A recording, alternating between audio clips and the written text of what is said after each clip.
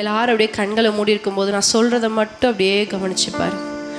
வேதத்தில் வாசிக்கிறோம், பிறவியிலேருந்து ஒரு சப்பானியானவன், பிறந்ததுலேருந்து அவன் சப்பானி, அவன் எதற்கும் உதவல் அவன் குடும்பத்துக்கு.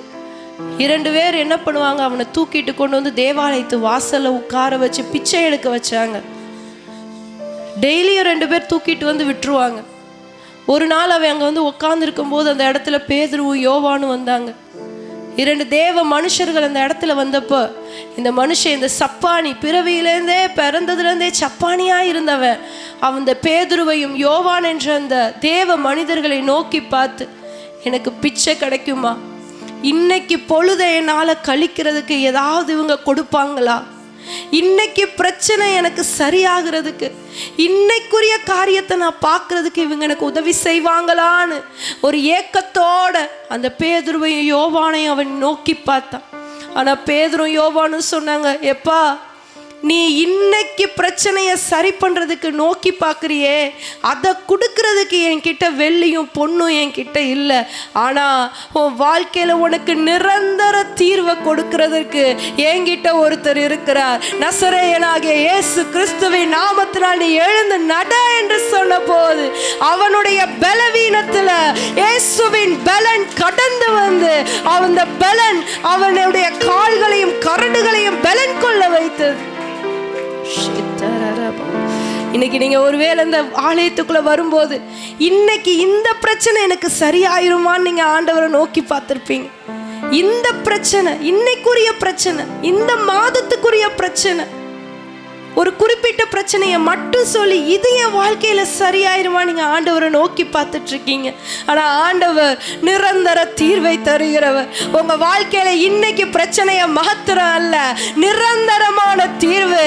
உங்களுடைய மரண பரியந்தம் அவர் எல்லாவற்றையும் அவர் ஏற்றுக்கொண்டு உங்களுக்காய் நிற்கிற தேவனாய் இருக்கிறார். உங்களை பலப்படுத்துகிற தேவனாய் இருக்கிறார். உங்க இருதயத்தை பலப்படுத்துகிறார். உங்களுடைய எல்லா விதமான சூழ்நிலைகளை அவர் மாற்றி அமைக்கிறார். வாழ்க்கையில ஒரு நிரந்தர தீர்வு, ஒரு நிரந்தர அற்புதம், ஒரு நிரந்தர அதிசயம் என் வாழ்க்கையில, என் பிள்ளைகள் வாழ்க்கையில, என் கணவர் வாழ்க்கையில, என் மருமக்கள் வாழ்க்கையில, என் பேரம் பேத்திகள் வாழ்க்கையில ஒரு நிரந்தர அற்புதம், ஒரு நிரந்தர அற்புதம். நீங்க வாய்களை திறந்து அறிக்கை செய்ய செய்ய ஆண்டவருடைய அற்புதம் நம்ம மத்தியில இறங்கி வருகிறது. ஆண்டவருடைய கரம் இறங்கி வருகிறது. அதை பெற்றுக்கொள்ள வேண்டுமானா நல்ல வாய்களை திறந்து கரங்களை உயர்த்தி என் வாழ்க்கையில ஒரு நிரந்தர தீர்வு உண்டாகணும் ஏசப்பா, ஒரு நிரந்தர ரட்சிப்பு உண்டாகணும், ஒரு நிரந்தர அற்புதம், ஒரு நிரந்தர சுகம், ஒரு நிரந்தர ஆசீர்வாதம் உண்டாகட்டும் அப்பா. நீங்க உங்க வீட்டுல யாருக்காக ஜெபித்தாலும் ஆண்டவர் இன்னைக்கு அற்புதம் செய்கிறார். உங்க வீட்டுல இருக்கிற கட்டுகளை உடைக்கிறார்.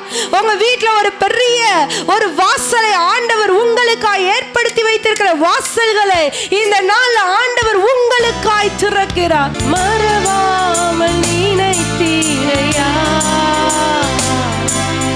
மனதார நன்றி சொல்வேன்.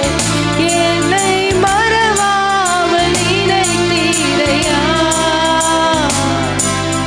மனதார நன்றி சொல்வேன். ஆமென். இரவும் பகலும் என்னை நினைத்து இது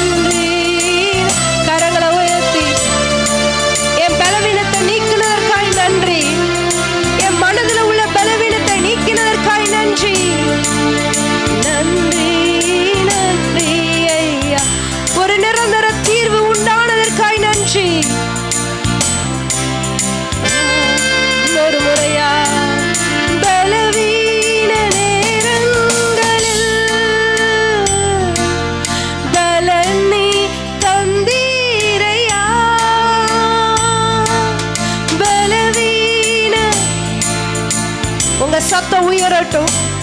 உங்க சத்தம் வானத்தை எட்டட்டும்.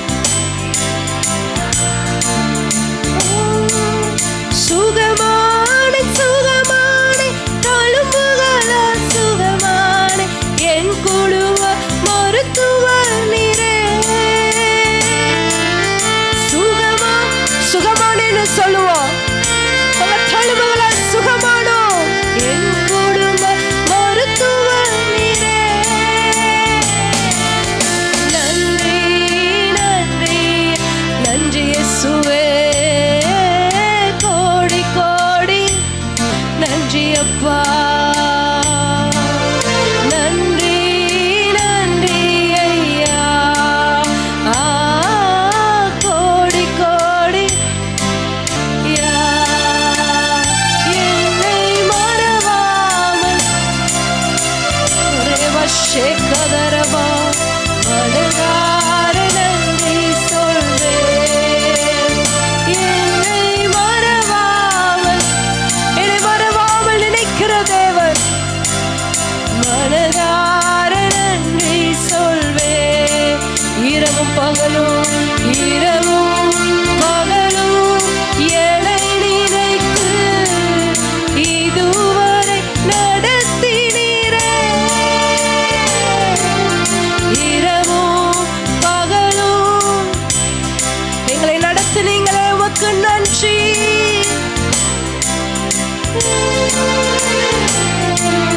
நன்றி நன்றி ஐயா.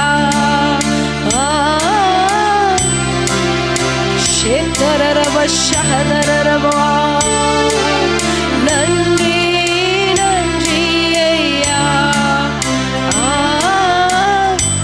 கடைசி எல்லாரும் கரங்களை உயர்த்தி நன்றி சொல்லுவோமா? நன்றி அப்பா, நன்றி. ரீதரவ ஷேகவ பகதரவோய். நன்றி ஐயா, நன்றி. ஆமென். கோடி கோடி நன்றி. ஆமாண்டவரே, இன்னைக்கு வந்திருக்கிற ஒவ்வொரு வாழ்க்கையிலையும் நீங்க நிரந்தர தீர்வை, ஒரு நிரந்தர அற்புதத்தை, நிரந்தர ஆசீர்வாதத்தை நீங்க கொடுத்ததற்காக ஸ்தோத்திரம். எங்களை தாழ்த்தி அர்ப்பணிக்கிறோம்.